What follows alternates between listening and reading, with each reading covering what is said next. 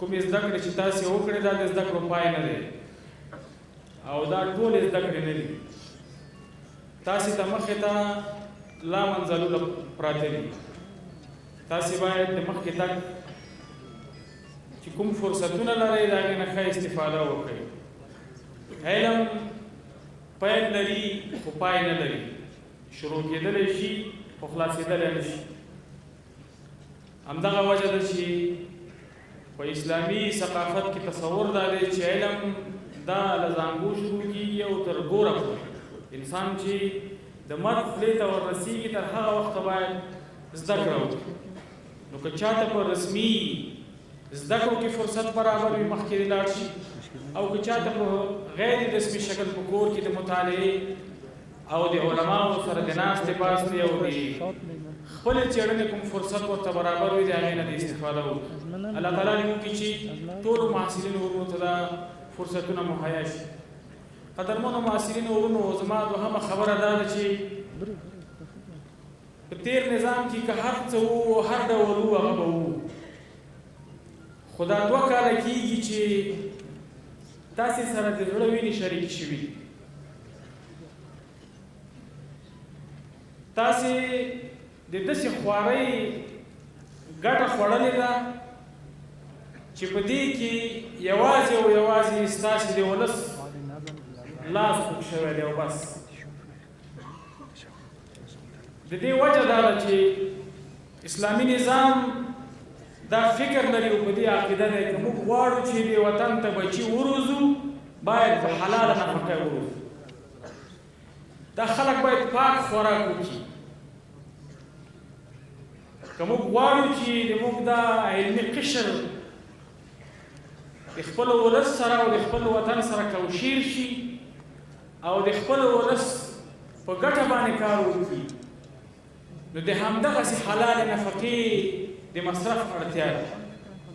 قدرمنو محصلینو ورونو، تاسو ته چې څه در رسېدلي دي په دې 2 کالونو کې، تاسې د کابل پوهنتون محصلین یئ، ډېره ښه پرتله کولی شئ. تاسې هر سهار چې پوهنتون ته ننوځئ او تغیرات وینئ.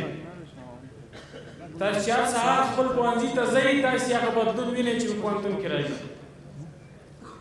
دا هر څه چې کېږي دا د دې وطن په خپلو روپیو باندې کېږي او د دې وطن په پاکو روپیو باندې کېږي. قدرمنو محصلینو ورونو، موږ که غواړو چې ځان د خپل ولس د تاریخ سره، د خپل ولس د کلتور سره او د خپل ولس د عقیدې سره ځان وتړو، لومړۍ لارې دغه وه چې نظام باید دغه مسؤلیت په اوږو واخلي چې خپل محصل ورور ته حلاله نفقه ورکړي. ته اوس وګوره چې د تا په رګو کې د دې وطن د خلکو وینه چلیږي او که نه چلیږي. ته اوس وګوره چې د تا روح د دې وطن د غازیانو روح دی او که نه دی. ته اوس وګوره چې د تا احساس هغسې د خپلواکۍ او د حریت او د استقلال دی او که نه دی. که چېرته ته په ځان کې کمزوري احساسوې، بیا دې خپل ځان فکر وکړه او بیا دې په خپل راتلونکي فکر وکړه. تا سره خواري شوې ده. الله تعالی دې ټولو هغو اطرافو ته چې په دغې خوارۍ کې سهم لرلی دی اجرونه ورکړي، او الله تعالی دې په دغې کوشش او خوارۍ باندې ثمره مرتبه کړي. قدرمنو محصلینو ورونو، تاسې وګورئ یوازې د مسلمان دا خاصه کېدلی شي چې کله ورته د جنګ په میدان کې اړتیا وي، دا د دښمن مخې ته ودرېږي، دا د لمبو او بارودو ته ورته غاړې وځي، دا د جګړې په میدان کې موجود وي، دا له تورو او نیزو سره خپل سر لوبوي، دا له تیارو او ټانکونو سره د خپل ژوند لوبه کوي. خو کله چې ورته په علم کې اړتیا وي، کله چې ورته د خپل ولس په خدمت کې اړتیا وي، داسې ودرېږي چې بیا یې څوک مثال نشي پیدا کولی. تاسې سره چې په دې مخکې صف کې دغه مشران ناست دي، دا هغه د ورونو د لمبو خلک دي. دا هغه خلک وو چې ټولې نړۍ ته دې خلکو سر نه دی ټیټ کړی.